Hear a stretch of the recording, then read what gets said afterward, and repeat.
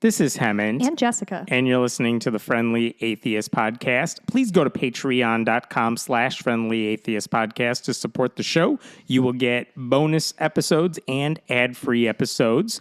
And let me give a shout out to some of our recent supporters.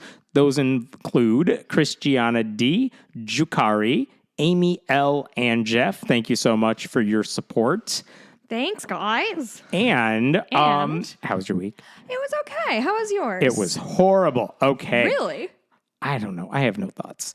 I figured I'll just get into this first story here because it dominated the week in religious news, it seems, even though it's been festering for like a month and a half or 2 months. Okay. But here's the story. It involves Hamline University in Minnesota, small liberal arts school.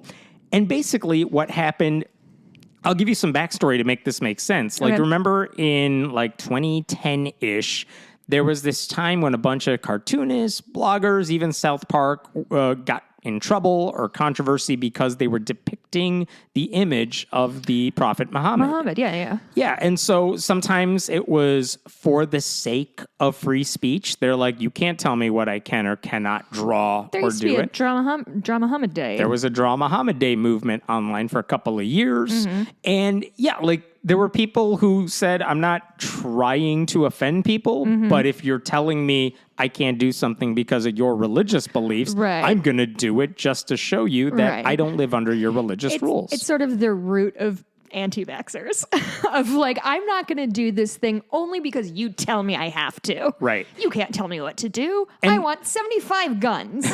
And part of me was like, I get the free speech aspect of it. And part of me is like, I get that practicing devout Muslims are offended by it. And there was, I think, an open question of like, well, which one of those two things matters to you a little more? And I know at the time back then, and in most ways, I think, still now, I'm on the side of free speech. Right. I don't want to offend other people. I'm not going out of my way to do it. But whatever, you don't get to dictate what everyone else gets to do. For the same reason, the Catholic Church's policies on sex, which we'll talk about for a different story, just because they have their rules, that shouldn't impact how the rest of us live our lives. And that's the same way I felt about their rule about drawing Muhammad. And the thing about that is their belief is there is a religious reason they cannot draw it. Therefore, like, they shouldn't have to face it in secular culture, so like on a cartoon. And that's part of the reason, you remember in France, there was the satirical newspaper Charlie Hebdo. They famously depicted Muhammad many times over. And in response, extremists slaughtered their headquarters and stuff. In 2020, a teacher showed some of, I forgot how old the students were, but in France in 2020, a teacher showed some of those offensive cartoons in a class about free speech to make a point of this is what that controversy was about. And it became a story because that teacher was brutally murdered by an extremist back then. So, I mean, there are still instances where it's no longer just about the free speech issue. It's that when you show it, or even you want to talk about it, there are extremists who are reacting in a way that, and I'm not suggesting Muslims by and large are supportive of that, but there are extremists who go out of their way to go friggin' crazy about it. Yeah, that's wild. So that's the backdrop to the story I want to tell you, which is that this is what happened in Minnesota a couple of months ago, which is that an art history professor at Hamline University was art history, wanted to show students a ancient artwork, like artwork that is several hundreds of years old. And a couple of those paintings involve, and I'm quoting from a Religion News Service article, a, quote, treasured 14th century painting depicting the Prophet Muhammad's call to prophecy. There was a second image also from the 16th century.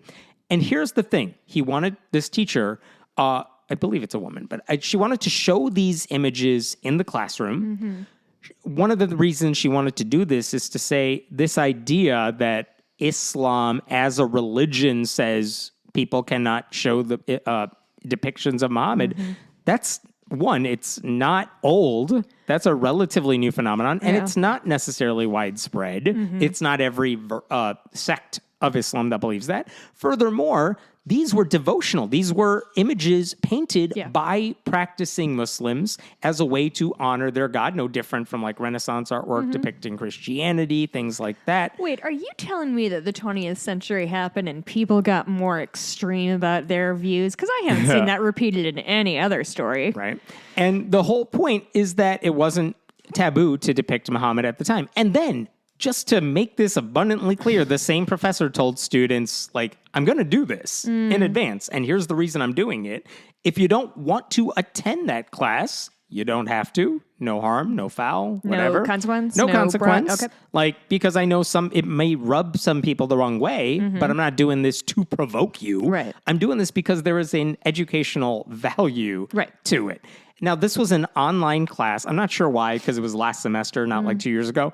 But the student newspaper obtained a video of the online class, and the professor's introduction to that lesson matched up pretty much with what I just told you. Okay. So here's from the article in the Hamline student newspaper. In the video of the class, the professor gives a content warning and describes the nature of the depictions to be shown and reflects on their controversial nature for more than 2 minutes before advancing to the slides in question. And these are famous paintings. These are ancient artwork. This is stuff. They quoted the professor saying, I'm showing you this image for a reason. And that is, there is a common thinking that Islam completely forbids outright any figurative descriptions or any depictions of holy personages. Descriptions as well. I didn't know that. Figurative depictions. I did not say descriptions. If I said otherwise, I misspoke. While many Islamic cultures do strongly frown on this practice, I would like to remind you there is no one monolithic is, I think, what they were going for, Islamic culture. Okay, that was the prelude. Then the professor showed the slides. Okay, I have no problem with any of that. Granted, I'm not the target audience here who would get offended, but also all of that seems like exactly what I would hope a professor would do, even more so than I would expect anyone to do, in advance of showing this to students. The point being, wasn't done to get a rise out of Muslims. It wasn't done to be disrespectful. It was to educate them in an art history class. Right. So all of that seems to be what you would hope the professor does. But, and here's where the story gets weird, there was a student in that class who happened to be the president of the school's Muslim Student Association, who was part of that. That student complained about it, argued that the professor disrespected her, and basically tattled to the administrators about all this. And again, that... What do snitches get? I forget all the time. Nothing. But that alone, I think that's one of those stories where I could totally see right-wing news outlets like, oh, crazy student. I was just about to say. Like, this student ran wild or whatever. And I would have been like, come on, it's one student. Who cares what one college kid thinks about anything? Because whatever, they're allowed to have dumb opinions. Yeah, we all Welcome did. to college.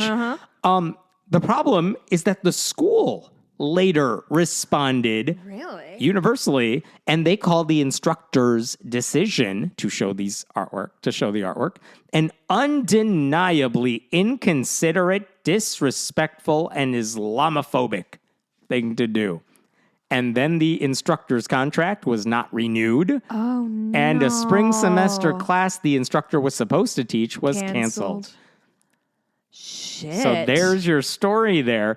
And the thing is, look, there's not a lot of things that unite right-wing websites and very liberal ones. Yeah. This story seems to be one of those things. Like, I know there's the right wing, like, if it's not Christian, we want to offend them. And like, we want to show them the worst possible. I mean, that wasn't these, but like, we want to show these pictures because we want them to know our free speech overrides your religious beliefs. But at the same time, and by the way, to be clear, I have seen right-wing organizations and news websites say exactly what we're saying here, which is, of course, that's absurd. Of course, religious freedom, freedom of education, that should trump everything else here.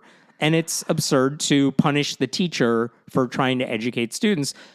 And now I'm starting to see more liberal groups who are relatively touchy about this sort of subject basically say, yeah, this professor should not have been fired or punished in any meaningful way. There is a petition online to reinstate the teacher. It was actually started by a different professor of Islamic art. It explains really well how censoring the artwork in the name of religious tolerance is, quote, imperiling equity in education. And they say, rather than having an academic discussion about these issues, because no one is here saying, that student has a choice. It's don't take the class or like be offended. Right. No one's suggesting we should try to offend the student, but if you want to have an academic discussion about how should we approach this matter, the school's not doing that. They're choosing to censor the topic and punish the person who took a responsible stance. I don't get why they're caving to a student. Granted, it wasn't just her. It was other students later on who refused to accept that even other Muslims may have a different position on this matter. Again, there are plenty of professors and educators who are not part of any right-wing groups or even, freedom of expression groups that tend to lean in favor of, the professor doesn't have to use your pronoun. There's a lot of groups like that that have taken this stance too, and I don't want to give them credit. But on this issue, they're right.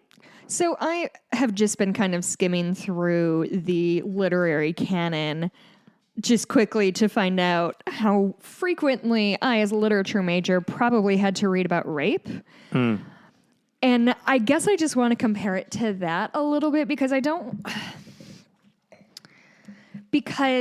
think this is a case of religious privilege, to be sure. Because the privilege being because it offended this person's religion, that is the most important thing to protect is somebody's religious entitlements. And I bring that up to say, like, a lot of us are faced with a lot of really challenging ideas and concepts every day that we just kind of have to navigate through. And this, I don't mean to sound like an anti-trigger warning person, but she had to, I think it's not that she's mad whether or not she saw it. She's mad that this professor showed it, right? It's not, I saw it and I'm mad. She thinks it's 100% disrespectful, which is frankly false on its face because, like you said, these were devotional paintings from the 17th century, 16th century, something like that. So, yeah, it does seem to me that it sounds very Christian-y to me of like, I don't like this, therefore everybody else has to change for me. And I think if all of us had the privilege of being able, and not, obviously Muslims are not a privileged group, all of that, yes. But like, I don't know, if I had said, I'm really tired of reading about rape in fiction, what are my teachers, what are the professors going to say? Nobody's going to suspend them and not renew their contract because they, made their students read like The Bluest Eye or something. I don't know. This just really, this sits bad in my mouth. I hate this a whole lot. Like, this is not academia. Yeah, there is a Muslim rights group, CAIR CARE. They have actually taken the side of the students, which isn't surprising, but also I was looking for an explanation of why you think the professor did something wrong. I swear I could not find any reasonable defense of the student other than, their knee-jerk response is we want to defend Muslims' rights. Right. And I get that. As well you should. But I have not seen anything coming on their end, and I would like to if I missed it, saying here's why what that professor did does not satisfy whatever it is we're trying to do here. I really, really, really want to get in their head. Like, what do you, is it? Yeah, what do you think the school should be doing? What do you think our history students should be doing? What should we do with those existing pieces of art that depict Muhammad? Like, are you calling for them to be destroyed? Are you calling them to be locked away and never seen again? Because if their point is anybody showing an image of Muhammad is inherently offensive to me, that doesn't feel entirely sustainable. You know what I mean? You can't stop everybody everywhere from looking at a picture or knowing that a thing exists, right? Yeah. I guess I'm, like you said, I'm confused what I don't know what the other side wants. I don't know how. I would love to know. I mean, and fair question, I guess, for anyone listening who disagrees with our position on this. I would like to know what you think this professor should have done. Should they have just said, I won't show you the pictures, but I will talk about them, which seems weird in an art history class. Do you think they should just have skipped that section altogether? How are students supposed to learn about what happened? I'm kind of delighted to find that there's at least Muslim representation in this art history class. I feel like all I've ever seen are pictures of like cut Jesus in art history. Like, cool for her to bring, like, I don't know. This feels so much to me like the sort of cancel culture vibe that right-wing people accuse us of like, you can't say one thing. Like, that's what this feels like. There are professors who are disrespectful to students, and I do think they should be punished for it. And the right-wing, like, outlets are always defending those professors no matter what they do. But even though they hate the university system and education. But in this case, again, I'm looking at what this professor did, and it seems like she went out of her way to give everyone the advance warning they need about what she was going to do. She explained why she was doing it. It is rational. It is reasonable in the context of the class she was trying to teach. Yeah. And still, no. And I don't, like, I'm not comfortable getting into, like, censoring college professors' syllabi. Like, that's not going to be, like, what is the end? Ugh, I'm not going to slippery slope this to death. It's bad enough on its own. We don't need to. It really is. Yeah, I don't need to attach anything else to it. I'll be curious to see if the school reverses. They don't seem like they're in any, they haven't made any suggestion that they're going to reverse their decision anytime soon. Is there a reason the professor is unnamed? The professor is named now. At first, it was... We're not naming her? We're not naming her. There was, at first, they didn't want to name the student publicly because they're going to get harassed online. And the professor, because again, it's not like it's a secret, but also why invite that harassment from people? Yeah, that's fair. But I have seen news reports this week that do name both sides of that. It's not a secret. But again, it doesn't matter.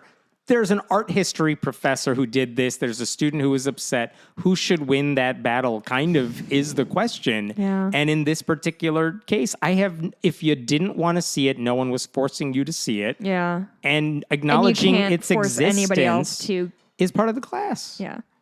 And you can't force anybody else to comply with your specific set of morals and values, which goes back to what it was, nauseum. Which goes back to the original showing the image in pop culture or wherever, like 14, 15 years ago, which again, some of those, not the South Park one, but like some of them were purposely blasphemous to make a point. Did you say not the South Park one?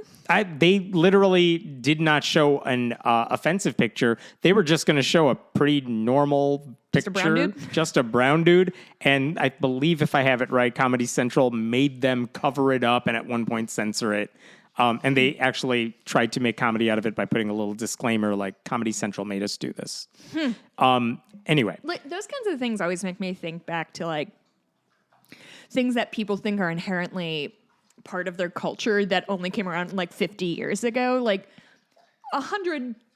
Like evangelical Christians have always been against abortion. Like, buddy. You took the words out of my mouth. God damn it. Like, I was going to say 100 years ago, if somebody would be like, is an abortion murdering babies? They'd be like, what are you saying to me? I have 47 children. And our babies don't live past 2. That's why we have 47 children. Yeah, exactly. Yeah. We're just hoping one of it makes it to adulthood, and even that's not guaranteed. Like, truly, and if you can't do that in an art history class, where are you going to do it? But truly, this is the danger of us not studying our own fucking history, is that we don't know why we believe what we believe and just listen to people, which I would say is bad.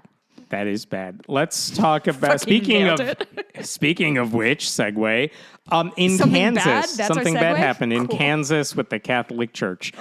There was a 4-year investigation into all the Catholic dioceses in Kansas. That's 4 of them.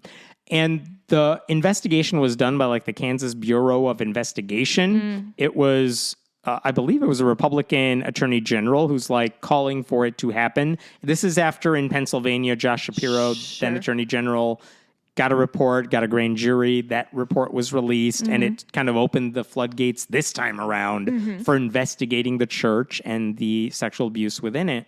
So in Kansas, they did this too. Like, of course, we're investigating. Of course, we're Republicans. We want to stop predators. So that report was finally made public, or at least a summary. No, it was made public this week.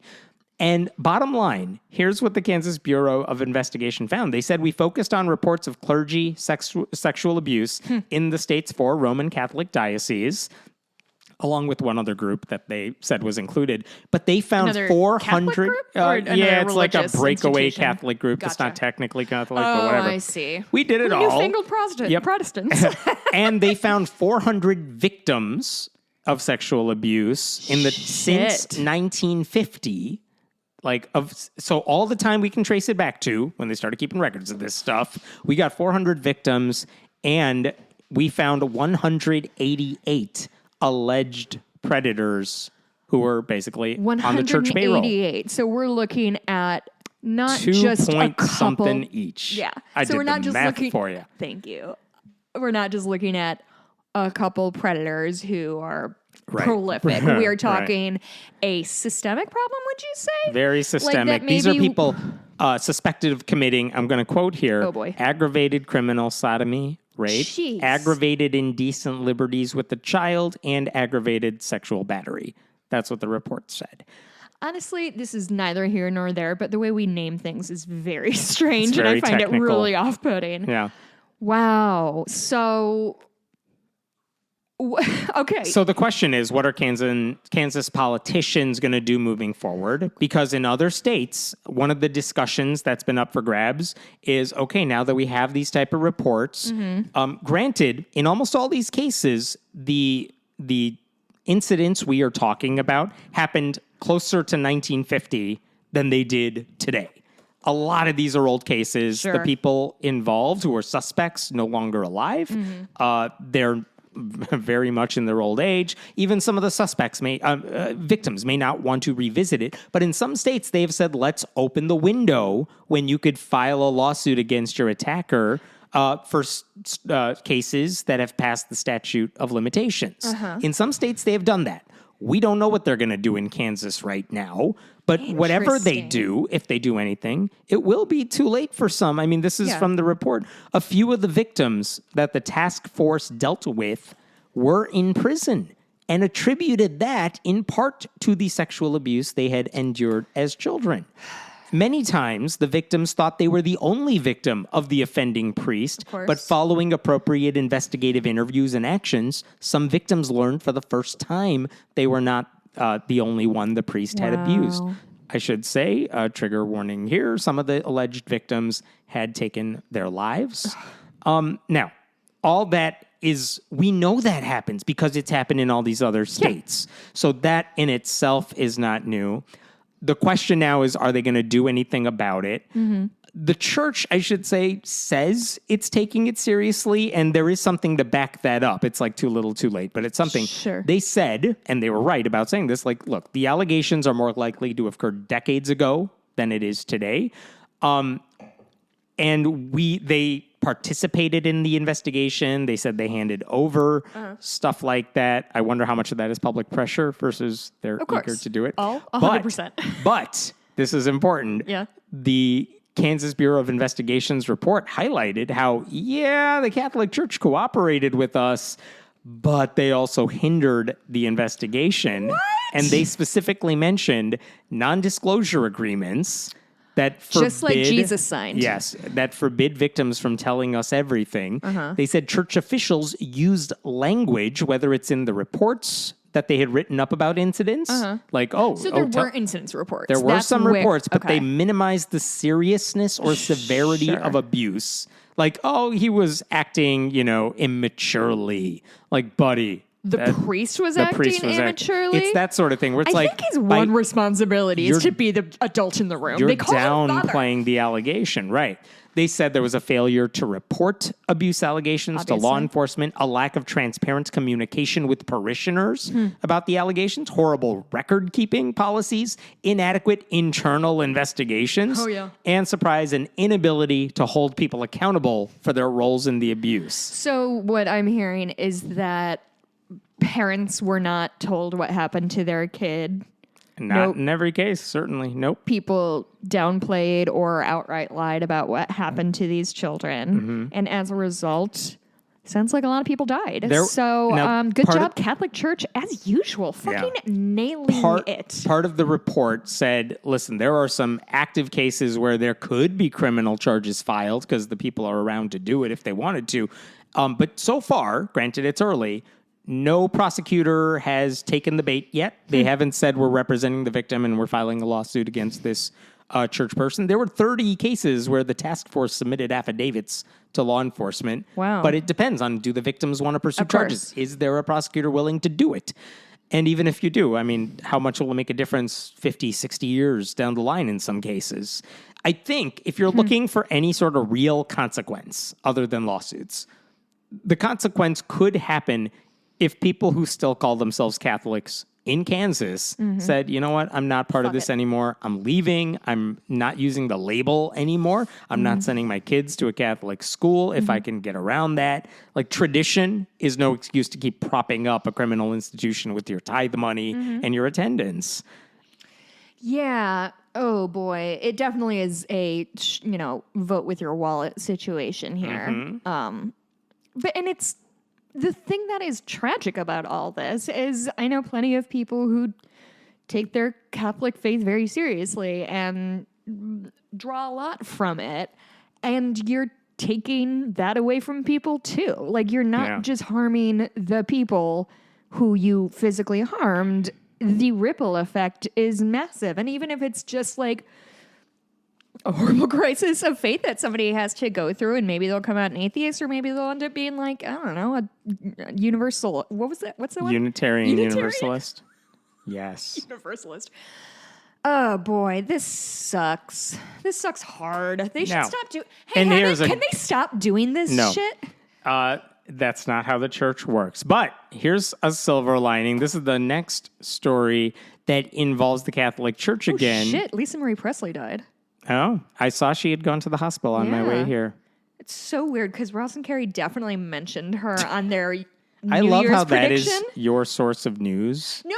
It's not. They just have an episode at the beginning of every year where they make predictions for the end of the year, and then they evaluate predictions. Very specific prediction. It's great. No, they at the beginning of the year they go to a bunch of psychics and get their ratings done of like what's going to happen to me this year, and then at the end of the year they go back and check. But they also are like, I think there's going to be a big news story about peacocks this year. Like, the new slang will start with a B, and they said something about Lisa Marie Presley. I think they killed her accidentally. I should text Ross. How dare they? Let's talk about the Catholic Church some more. Hey, did you know the Catholic Church has a stance on abortion? What is it? Don't. And what % of Catholics in the U.S. believe abortion should be legal in all or most cases? I'm sorry, did you say Catholics specifically? Yeah, Catholics in the U.S. In the U.S., I'm going to say 70%. 56% of they believe abortion should be legal in all or most cases. I'm getting really good at guessing percentages. Going back to the last story, they could leave. You don't have to stick with the church when on this sort of issue. Okay, how about same-sex marriage? You know the Catholic Church completely boos same-sex marriage. Boo. Yeah. What % of practicing Catholics say they support same-sex marriage? I'm going to go back in at 70%. So. You are pretty close, 73%. So should have guessed 69. Again, the point is on these on these issues, like, there are so many Catholics in the U.S. who oppose the church on these huge moral issues. Right. But they stick around and they still call themselves Catholic. But here's why I bring all this up, because this is what came out recently. It's called the National Survey on Family Growth, which is administered by the U.S. Department of Health and Human Services. And what they found is they were basically trying to figure out what's condom usage, birth control usage, things like that. This is what surprised me. What's the Catholic Church's position on birth control? Well, they just don't acknowledge that people have sex before marriage and only That acknowledge too. that you have sex to have children. So they're anti, but They're definitely anti. But it's more they don't think you should be having sex unless you actually want to be. That too, but you definitely, even if you're married, no birth control, no pills, no condoms, no Plan B, definitely, because they think that's abortion. It's not. Yeah. And they even say, like, no, pull-out method, that's not what we do here. You can use the rhythm method, but that's it. Everything else, no birth control of any kind, Hey, no guess what? contraception allowed. Guess what? The rhythm method doesn't work. It I does know not at work. least 2 rhythm method babies. Congratulations. The church tried to kill you. You destroyed them. So here's the thing, though. The church is against all of these things, and yet what this survey found, 92% of Catholics in the U.S. say who I assume are of age, and I don't know, but they say we have used a condom during sex, which, good. I'm glad you have. They're practicing safe sex. You are practicing church safe hates safe sex. Yes. They like dangerous sex. Look, the church hates safe sex. They hate safety. They hate sex.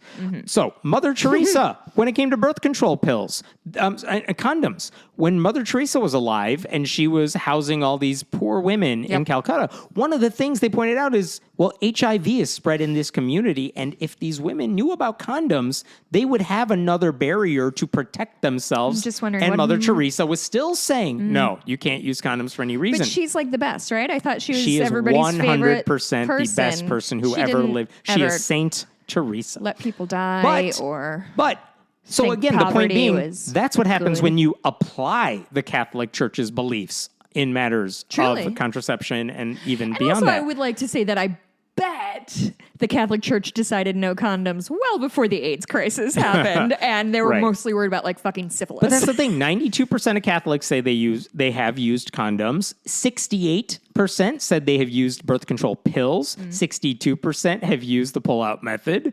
I think it's very funny that the pull-out method is also. I should say that's my phrase for it. They use a more technical term. I mean, unless there's something else, like it's wild that they consider that. Well, because it's a spill your seed on the ground Yeah. thing. Forgot about that. Yeah. Fucking But Bible. I should say the 92% of Catholics who say they used condoms, it's lower than most other religious groups, but not by much. Like when it comes to 95-ish? 95 is no religion. 95% of people without religion have said, yeah, I've used a of condom course. in the past. 76% of the nuns said, Yeah. I've used the birth control pill. Me or my partner has used it. But when it came to Catholic, it's only a little lower at 68%. You are raising your hand. I have a question. Yes. It's a very technical question. Yes. Do you think that the Catholic Church is anti-condom or just anti-using condoms during sex? Because I do know that condoms are used for a lot of other like medical shit. Like when you get like an intrauterine ultrasound, they put a condom on the little thing. Oh. So do you think they're anti that too? Like they're like, if you want something to go up your cooch, like you have Yeah. to take whatever's there. I feel like they're fine with whatever goes up your anything. I wish I hadn't said cooch. I Yeah, don't feel thanks. great about it. Thanks for banning this on every platform. We're demonetized. Somehow. Yeah. But the point is Catholics, by and large, are not that different from any other religious group when it comes to any form of contraception. For Amy Coney Barrett. Thank God. But the one exception to that rule, if you're looking like, really, do all Catholics just totally ignore the church on this matter? If you are a more frequent churchgoer, you go every week, like you religiously attend church services, you're a little more likely to fall in line with Catholic policies about contraception. But like, it's not by much. Here's an example of that. When it came to birth control pills, among occasional churchgoers, 78% said, yeah, I've used a birth control pill. Among weekly attendees of Mass, it was like 55%. But that means more than half of their most devout members are like, oh, I use contraception in my life. Wow. Again, the point is, all of these people have so many, like, they don't care what the church says about all these things. Why are you still there? I get some people don't have the option to leave or they have other reasons to stay, but come on, it's not all of you. Why are you still there? Ryan Burge, the sociologist, wondered, is that tension on the sex issue, on the contraception issue, driving some Catholics out of the church because we know the decline in organized religion. He's like, is this a reason for the same way that like same-sex marriage opposition Right. brought a lot of people out of their Mormon church, Jehovah's Witness. I'm curious why now, though, if that is the case. Because of the abortion ruling. Like, is the church's position, right? Is the church's position on sex saying you can't use any protection even now when that's all the protection you may have? Right. Is that pushing people out of the church? The answer is we don't know for sure. It's too early to get a good read on that. Mm-hmm. But I will tell you, and I'm sure listeners know this too, plenty of people left Catholicism over the anti-LGBTQ stuff. Mm-hmm. They have left it for other reasons, same-sex marriage at the time. Hopefully, abortion rights is a reason you're going to leave any institution that holds those beliefs. The sexual assault that is constant. I'm trying to get into the mindset of the people who are like, well, besides all the sexual abuse, it's a good institution. It's the same reason that congressional representatives have such a high, not recidivism, what's the word? Recidivism. Re-election rate. Is because... Same thing in their case. Depends which party. Anyway, because everybody thinks Congress is a mess, but they like their congressperson. Yeah. You know what I mean? Oh, the Catholic Church is a mess, but Father Paul is fine. Right. I think that's fair. You like your Catholic Church, even if the institution is flawed. And if the institution is flawed, it's not God. It's not the religion. It's the men who make up the religion. Tell you this, as being raised by two Catholics, as a non-Catholic, the sort of like everlasting guilt is really kind of like laid in there pretty tight. So I don't know. And also, okay, I think more interestingly, like they kind of have to put blinders on for a lot of things. So I wonder if this is just another, because like you said, Catholics don't always or ever like follow Catholicism. And so they have issues. These are not small little random rules. But I swear to fucking God, if you try to give somebody a burger on a Friday during Lent, they'll eat your face off. Right. No, it's just, I think a lot of people who are religious have gotten very good at compartmentalizing and saying like, I am not going to worry about all of this shit because it's too big and it's too much. Yeah. But I know when I go to church every Sunday and put my $20 in the basket, I feel better because I bought some goodwill from God. I'm at peace. Yeah. So, I don't know. I'll jump to a happier story, actually, or just a more amusing story. More amusing story. I don't do happy stories. So last week, a bunch of people started sending me links to this one video, and it was spreading far beyond our atheist circles. But it was basically a Christian rendition of the Survivor song "Eye of the Tiger" with Jesus-y lyrics. Boy. Oh, and there was But I don't have headphones. Does that mean we're not going to listen to it? We're not listening to it because apparently every time anyone posts this video, everyone gets shut down fast. Really? Yeah. Wait, how? Why? By whom? The Christian people in question have posted their video of Eye of the Tiger. They're like, we're proud of this. We're posting this. Got taken down. No. It got taken down, and then I think their full concert where that was one song out of an hour-long thing was also taken down by YouTube. So, Wait, did it taken down by YouTube because they? No, I think taken down as a copyright infringement by the band, which doesn't make any sense because parody is fair use. Yeah. So I don't know what's going on. It's whatever. Parody's not the right word. Anyway. This video started getting passed along everywhere. The version of it that I saw had a gazillion views by the time it got to me. But again, all you're seeing is like this one woman singing her version of the lyrics. I'm writing my own lyrics right now while you're talking. I can't wait to hear the end of this segment. So she's singing the song, and then she has this other guy with her who's like this built bodybuilder sort of guy who starts rapping. And that's not in the original song. Did you say rapping? I did. I was rhyming so Christ with something. You better get your rap lyrics in order too. I don't rap. And then, so you have her singing and him rapping, and then just to paint the picture here, at some point between the rap verses, he jumps into the audience to start doling out high fives when he jumps back onto the stage, it's like they want to throw a T-shirt in the audience. And T-shirt cannon? Well, he doesn't have a T-shirt Damn cannon. it. But again, this guy clearly is a bodybuilder sort. Like, he takes the shirt, balls it up, he's going to throw it in the audience, and it gets as far as row 1, which is just Wait, funny. He's balled up the T-shirt? Yeah, just trying to throw it, and it just doesn't get far. just It's not just how that funny. goes. Yeah. No, but anyway, everyone's cringing when they see it. And I'm going to read you a smattering of comments that I saw online. Once again, I find myself thinking that maybe the Reformation was a mistake. It said that this song plays endlessly on repeat during Armageddon. I have made poor life choices that led me to watching this video. Now you must also suffer. What in the righteous gemstones is going on here? We do not deserve to survive as a species. Protestants, you have to answer for this abomination. And then finally, this is what happens when the senior pastor tells the worship team, do whatever you want, and doesn't check back. That's very funny.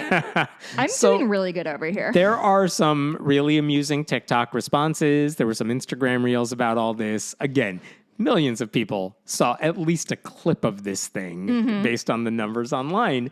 And the thing is, I jokingly posted on Twitter something like, who are these people? You found out. This has to be an older video because this is the sort of thing I feel like we saw years ago. They recirculate on YouTube every now and then. They always wear the same 80s clothes, Yeah, no matter exactly. what decade it's from. So I'm like, where is this from? And stupid me didn't even think to watch the last second of the main clip that was circulating because it literally had their band name on it. But anyway, it wasn't hard to find them. I reached out to them. They reached out to me. Actually, they're like, "Oh, it's us," and I'm like, "Okay, I'm very curious. I have questions." And so last week, this is after we recorded. Last week, to their credit, they sat down like over Zoom and talked to me about it. We didn't record you, Hammond? to me. Yeah, we didn't record it because I made it clear like I'm not doing this for republication. I'm writing something about it, but I want to know what's going on in your head. Like, here are the questions I want answered. Like, do you know everyone's cringing I just online? wrote the chorus. We'll wait on that. Yeah, no, I'm not going to interrupt this for that, but you'll hear it at the end. So I'm like, I want to know, do they know how it comes across to the rest of us? What makes you think making the Christian version of this song is a good idea? And also, like, why? The thing is, when I watched the video, there are cringeworthy Christian videos of, dubbing over songs. Baby Got Book. Oh, that's you remember that one. There are those videos. I must spit up my wine. I forgot about Baby Got Book. But this one was like, she's not a bad singer. He's trying to rap, but like, I'll give him credit. It's fine for what he's trying to demographic? do. Our age, 30s-ish. Okay. So the cringiest age. Yeah. And I'm like, it wasn't purposely bad, and they're clearly talented people. Like, I want to make fun of it, but I'm not able to make as much fun of it as I want to. Yeah. So, like, they clearly took it seriously. Yeah. And they thought it was fine. So, like, what is going on in your head? So, Nick and Haley Gaglione, that's their names. They are a married couple. Cute. One of the comments was like, if these people are brother and sister, they are looking at each other very creepily right now. But no, they're a married couple. Here's a couple things I found out about them in case you're curious. She is a charismatic Christian, grew up in a charismatic church, a lot of dancing and singing and shouting, speaking in tongues. She performed in Branson, Missouri, Christian capital of the United States. Oh, my God. She still sings tributes to, like, Karen Carpenter, has a very lovely voice. Fine. Nick voice. grew up as a Catholic. He later shifted to, like, a Pentecostal church. Now he's one of those, like, I'm not denominational. I just focus on my relationship with just God. too afraid of snakes now that I can't be Pentecostal. Are those the snake guys? There is a type of them that are into the snakes, Okay. but it's really just like 3 people. And they're all gone now because They only have snakes. 2 fingers between them. Yes. He was, I mean, listen, both of them were nice enough to talk to me when I made it clear, like, just so you know where I'm coming from on this before you say yes. I want to talk to you. So they were super sweet about it. I it. should tell you, here's what you're not going to like. Oh, boy.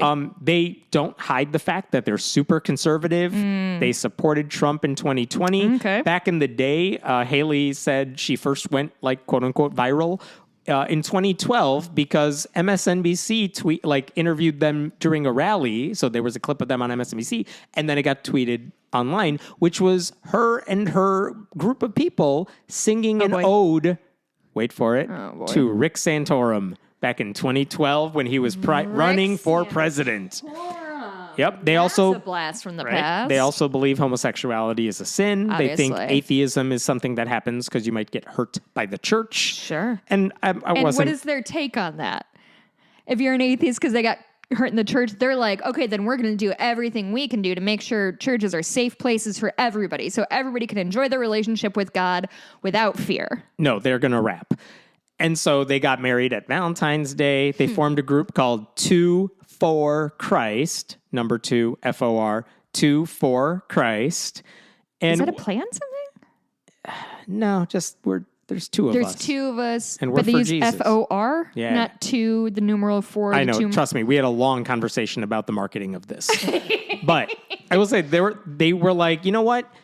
She likes to sing. She performs professionally singing. He makes YouTube videos where he too. talks about lifting, bodybuilding, things like that. And he's one of those like, I want to use my hobby, which is lifting, to bring you closer to Jesus, which, okay, it's a thing. Can People Jesus do that. make a weight so heavy even he can't squat it? Well done. Thank you. Yes. So they were like, Clean and now jerk. they're married. That was what I was trying to think And of. it's That's like, much funnier. If they're going to do gigs, it's kind of nicer if you could bring your spouse Mm-hmm. with you. And so they formed this group. And the way they were dealing with it is they were saying, well, she'll perform by singing songs, a variety show of sorts, sing a bunch. She sang some Dolly Parton songs. Oh. I mentioned Karen Carpenter.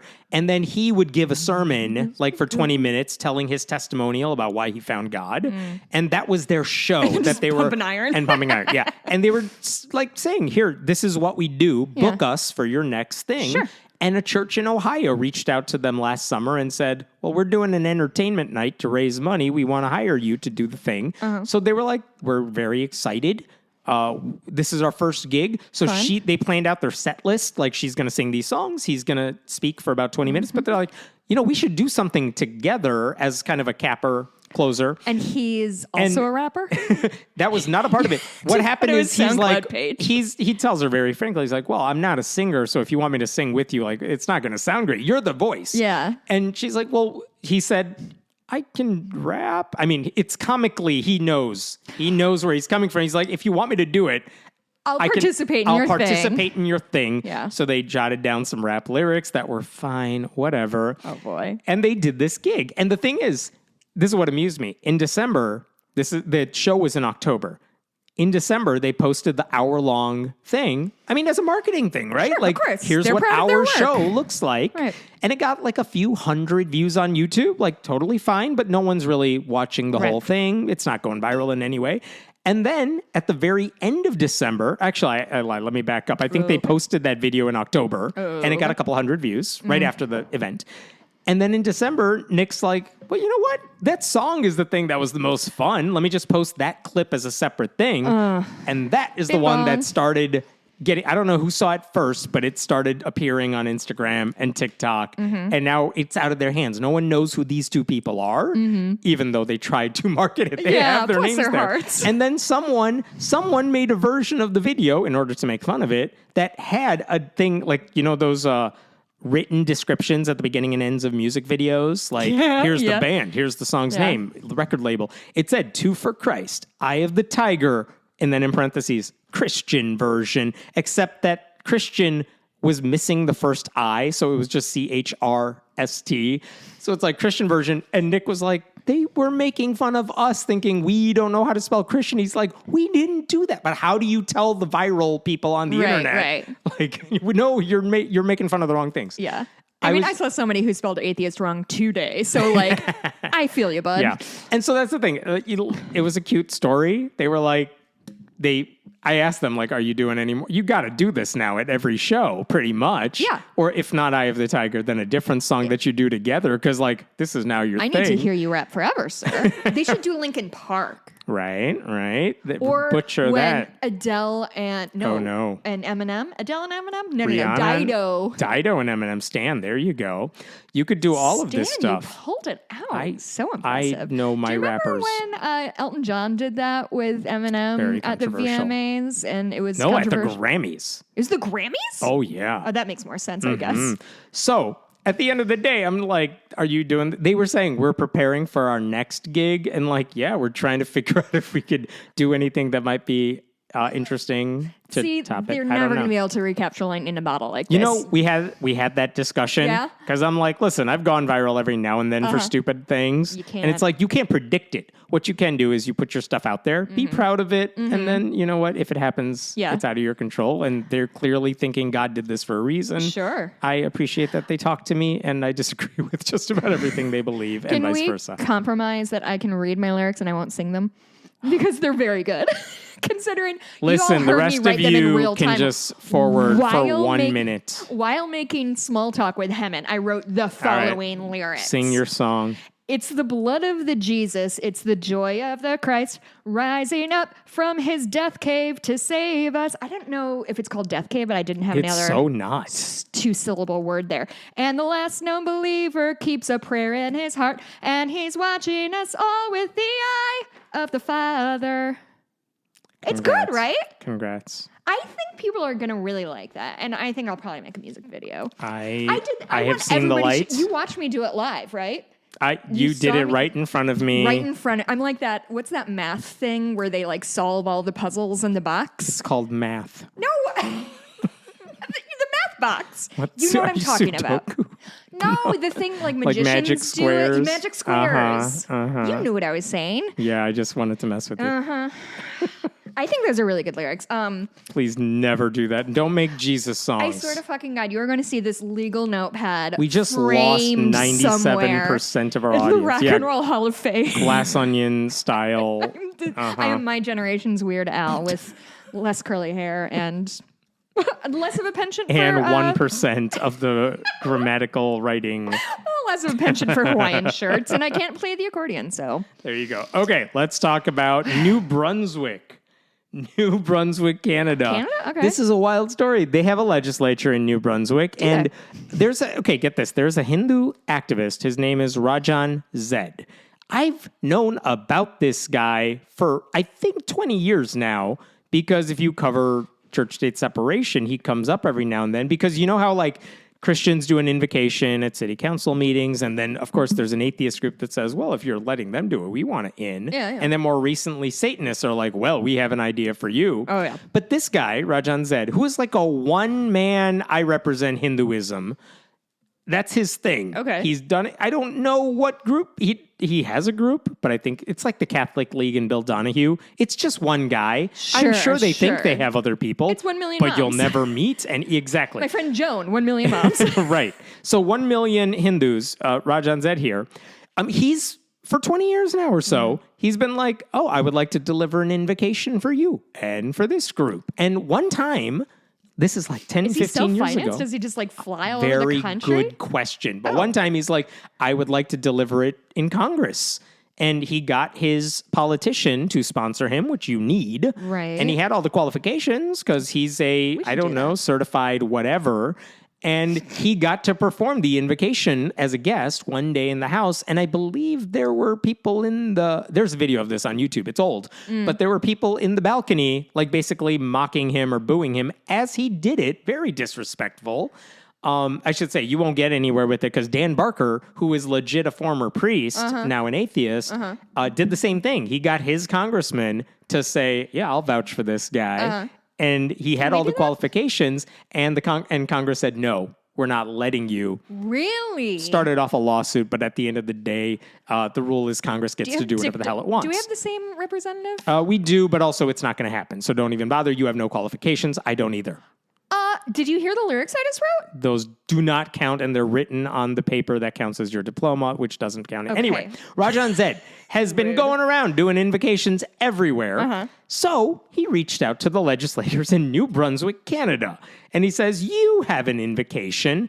I would like to deliver an invocation one day. Wait, he's not Canadian. He is not Canadian. Is he American? He is. Okay. I wonder if he's in Arizona, maybe, because I feel like a lot of his work has happened in and around Arizona. Oh, gotcha. But New Brunswick is a hike then. it is definitely a hike. And according to a press release on his website from his organization, which is, I think, just him writing it, but it said he got a response back from the New Brunswick Legislative Assembly, and their clerk said, As indicated by the speaker, we must respectfully decline your offer.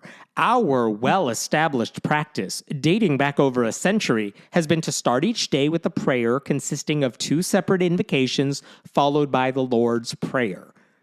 At this time, the assembly does not intend to deviate from this practice, which is a lot of words that basically say, sorry, you're brown and we only do Christian Jesus stuff in this building. And I also don't know the laws of Canada, so this is not something I can comment on. The thing is, there were people saying, well, you didn't say it had to be a Christian invocation. You're just assuming that invocation and Christianity are basically synonymous. Which almost everybody does. Which a lot of people do, but like, there's really nothing stopping him from delivering the invocation. Interesting. And you know what? I will say Rajan Zed is pretty soft-spoken when they quote him in any news articles about this. He's just like, he suggested it was time for the legislature to move to multi-faith opening prayers. Like, so he's not mad. He's not doing this for attention, it seems. I think he's definitely doing it for attention, but he's not wrong. For technically Hinduism, but it's a one-man wrecking crew here, so it's technically him too. Sure. But he's not wrong. No, he is. And that's the thing. So we're on the same side of this. I should say in 2019, in Canada, there was a person in the New Brunswick Legislative Assembly, his name was Kevin Arsenault, who proposed a motion to eliminate invocations from their legislature. He was a member of the Green Party. Trying to get them doing that. He didn't get the votes he needed to pass it, but even he told the CBC, here's what he said to the CBC, because you would think this guy is going to be on his side, right? He told the CBC, look, the problem with the request was that, quote, it wasn't brought to the Legislative Administration Committee, an all-party group that oversees the Assembly's practices. Basically saying he didn't go through the right steps in order to do it. That's why it was rejected. Except if you look at the response that Rajan Zed says he got from the legislature, they didn't say, we would say yes, but you didn't do it the right way. They said no, I'm sorry, our tradition is Christian only. So it's like, I don't know what the true story is. We don't like your weird alphabet you guys got there. Yeah, so I mean, it sounds like their excuses. This is the way we've always done it. You're not a part of it. Appeal to tradition.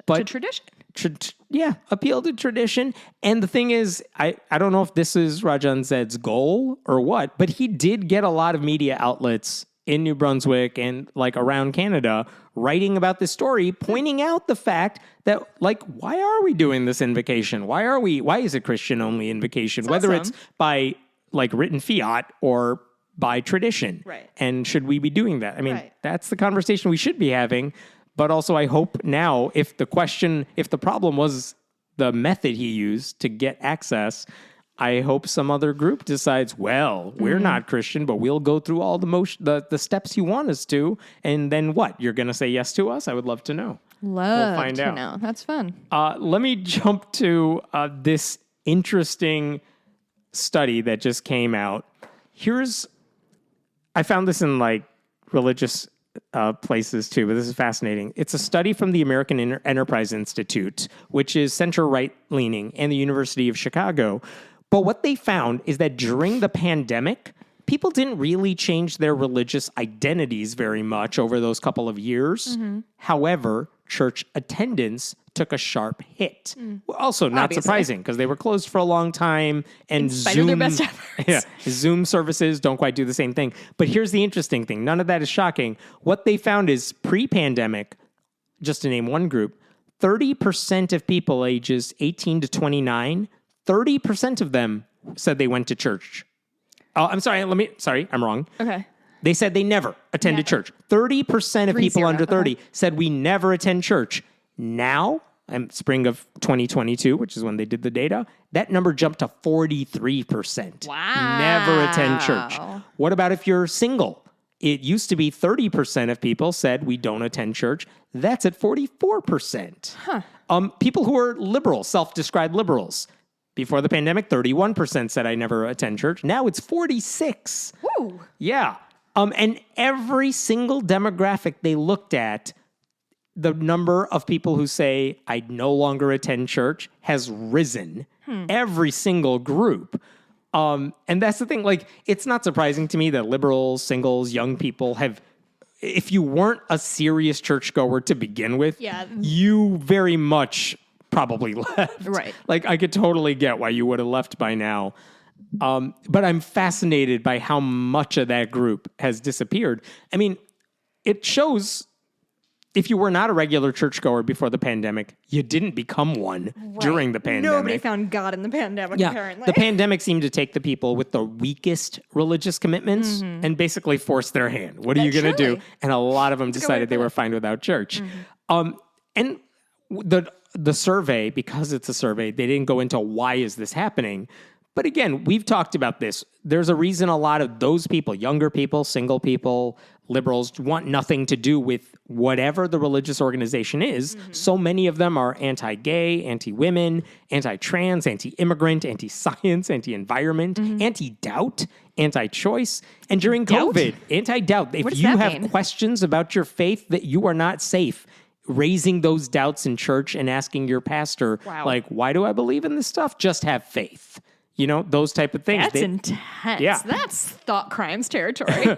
It is. And during COVID, a lot of these churches, in addition to all those things that we already knew, a lot of them filed lawsuits, like you just alluded to. They were saying, we want to stay open no matter what, rather than protect the health and safety of our parishioners. So during COVID, a lot of these conservative churches chose selfishness over worshipers' health.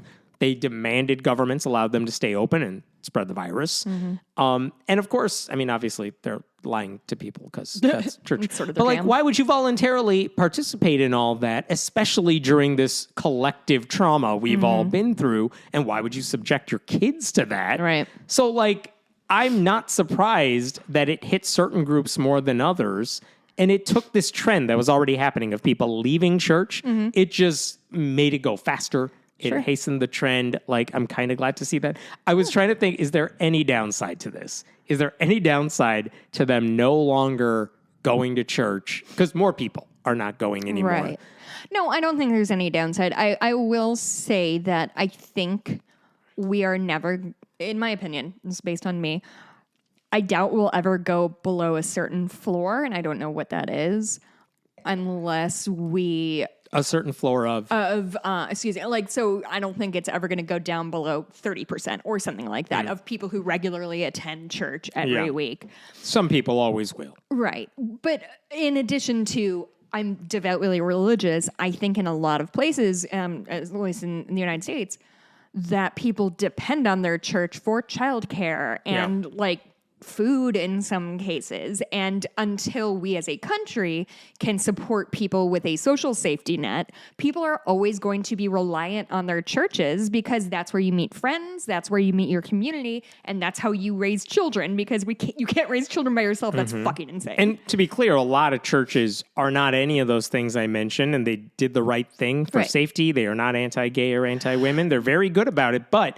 the ones in the media spotlight and the ones that are very big and certainly very powerful do fall into that pattern. Enough bad actors. And the thing you just mentioned, I think you're totally right about the social safety net and government providing it. I guess the one downside, if there is one to all this, is that church is good at one thing in that sense, which is it's a sort of super glue that binds people together who are not related, and you come together once every so often, whether it's weekly or monthly or whatever, and you are there. You are gathering and you're doing something as a collective group. Yep. And I don't know, once you're out of school these days, how many of those places do a lot of us have left? You know, how many groups, other than like small groups of friends or something, when you gather with strangers to have a bond? I know some people have found it through activism and like political activism. I found like it through my volunteer work. Like, that's where my community is now. It's very much the bowling alone phenomenon. We're less collective. Did you say bowling alone? Yeah, the famous book from like 20 years ago. But like, we are all very much isolated these days, and losing church, for all its downsides, you lose this one stable form of community. That's sad. I mean, I think the benefits of church are very much outweighed by all the bad stuff. But I don't know. I guess that's the one sad thing. I hope people who are leaving church and want that community can find it in those other places. Time and time again that it's really hard to artificially build that kind of community. Not artificially, but I mean, atheists have done we've all tried to do that kind of like replace church with whatever. And it's hard because there's very few things out there that will encourage people to put aside all of their differences in service of being a community, because I don't know, people have strong opinions now, and I don't know, I wouldn't just want to join a badminton league and be like, I guess these are going to be my friends. I hope they're chill. I know. I'm very much happy alone I'll just play on the internet. I just want to remind you, you're married with 2 human children. Yeah. You do. When's the last time you saw them? I don't know. But the point, the question is, when was the last time I saw other people of my age besides you? That's fair. But that's a you problem. Let's not extrapolate off Hemant's problems. All of you are exactly like me, and you know it. No, you're 100% right. You're listening to this podcast because you don't have parties to be at. We're doing this podcast because we don't have parties to be at. Let's just all admit the truth. Okay, I'm closing out on this one story because holy crap, this one made my eyes wide. Wide? Big. There's a guy named Victor Gonzalez. He's the head of a church in California called Imperial Valley Ministries. It's one of those churches that has like a few different affiliate campuses. But a couple years ago, he was accused of some bad acts. This is 2019, where a dozen leaders in his church, including him, they were charged with these horrible crimes. And I only bring that up to say this guy just got sentenced. So these are no longer just allegations. He was found guilty and whatever. But the allegations, to remind people of what they were, because they haven't changed, is holy crap. This guy would take homeless people and he would say, come to our church. We will take care of you. We'll feed you. We'll give you a place to stay.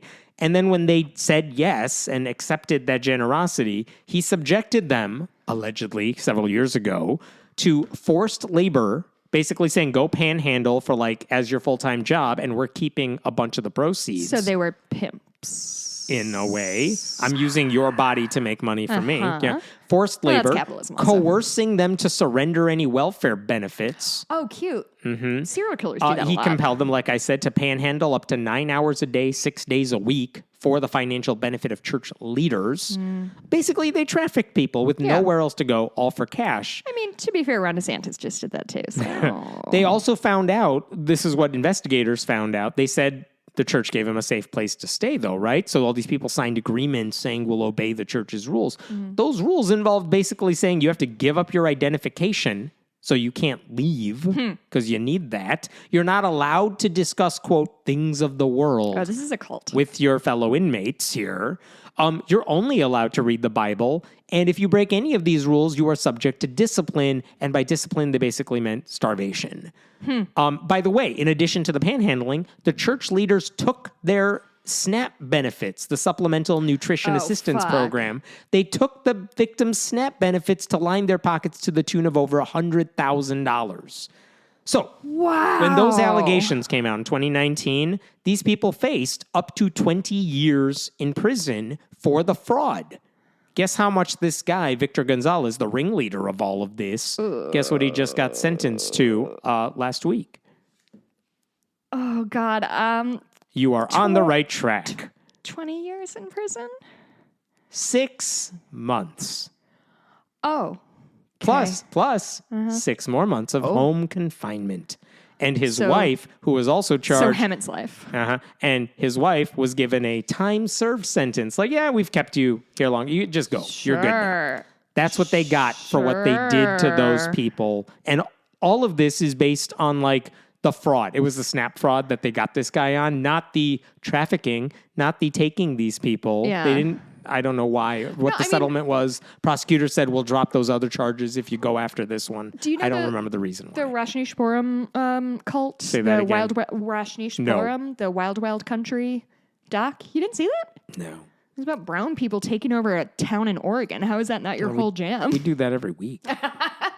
It basically was a cult, and they had moved to this place in Oregon to make their little homestead, and were trying to take over the county boards, and so they bust in homeless people from across the country to come in, live for however long they live, become citizens, vote, and then like go fuck yourselves. And same thing, they take their IDs. This is cult behavior, and men who do this should be punished like we care about homeless people who don't want to spoil anything, but human beings in their own right and deserve dignity and health care and happiness. Write a song about that. I think we know how my talents are appreciated on this podcast, and therefore I will If you like Jessica's song, you should leave us a 5-star review on iTunes. I've genuinely been thinking of maybe I should start picking up my guitar again and making a little song, but oh my God. That would involve me tuning up my guitar. It's a Patreon perk if you go to patreon.com/friendlyatheistpodcast. And the way this works is if you are not a Patreon subscriber, Jessica's going to send you her music. Here's the thing about how rude you It's are a reverse to me. perk.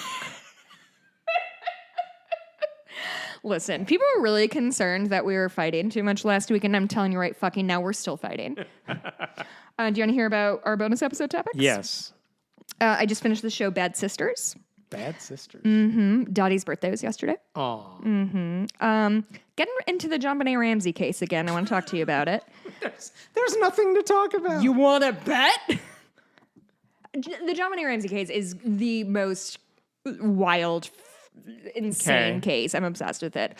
Just finished Welcome to Chippendales. Oh, okay. I am listening to a podcast series, Last Podcast on the Left, about the troubled teen sort of commodity that happened in like the 90s and the aughts when I was like, everybody goes to boot camp or you're going to reform school. And basically those were like... Those are my daytime hours when on days off of school. But those were like torture chambers for young people. And it's really fucked up. And I want to talk about that. And then I am going to do the whitest thing of all time. Would you like to even fathom trying to guess the whitest thing of all time? Binge watch Seinfeld. Okay. No. And people of all races enjoy Seinfeld. So I'm not sure you think why they you do. are Go on. No. I am going to do yoga on horseback. You won't even look at me. It's a real thing, apparently, and we want to start offering Canceling it at this damn show. we want to offer it at the barn, but we need to like. I figure told out you how this before we started recording. Jessica brought up last week in the bonus episode that she had seen this movie, The Menu. So fine, I saw it myself. So we're going to discuss that You know who else watched The Menu? My mother, Phyllis Blumke, on my Nice. recommendation based on this podcast. Excellent. She was All like, right. it was weird, Jess. You can find us on Twitter. I'm at Jess Blumke. Hemmon's at Hemmont Meta. Email us at friendlyatheistpodcast@gmail.com. Leave us a review. Rate us 5 stars. We'll talk to you all next the week. things. Yeah, see you soon.